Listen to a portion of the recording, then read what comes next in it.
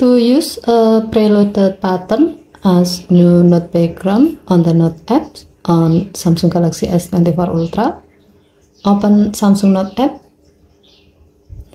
tap the three horizontal line icon at the top left, and then tap setting icon.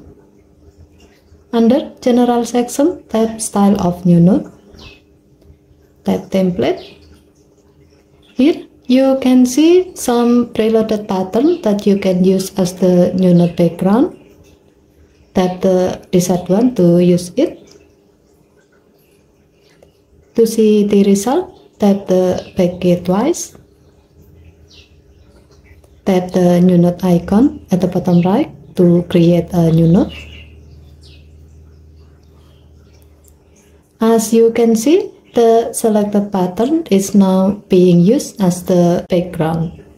Okay, thank you for watching. Please help to like and subscribe. Have a nice day.